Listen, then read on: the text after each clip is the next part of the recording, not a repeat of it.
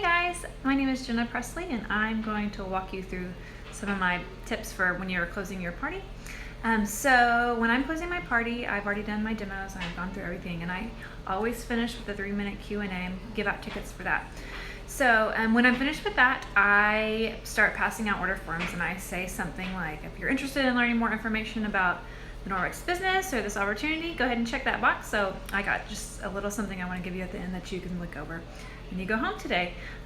So make sure you do that, and then after I do that, that directs their attention to also if they want to book a party, they normally go through that whole checklist.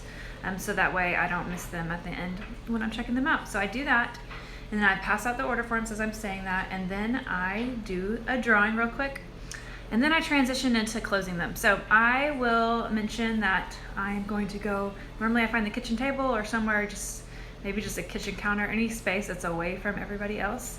I find that place and I say, I'll be over here when you're ready to close.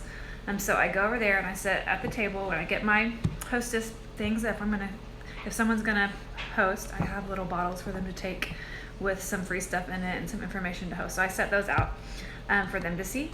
I get out my calendar, so when I'm booking parties, I book parties that time. I schedule a date then, or then I get dodged sometimes.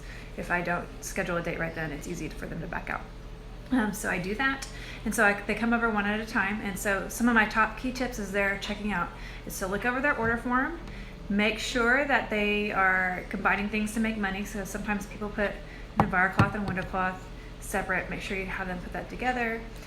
If they're really close to getting a pack, I'll say, man, you could combine this and you would get this extra, would this be this much, and help them do that. If they're buying, let's say, oven cleaner, I suggest the Sperry sponges. I even throw those in free sometimes if their order is pretty large.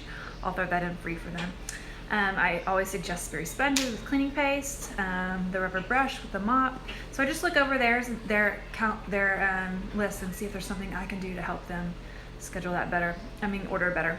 So, and then something that JC introduced to me, which is my new favorite thing, is there's an app. I'm recording on my phone, or I'd show it to you.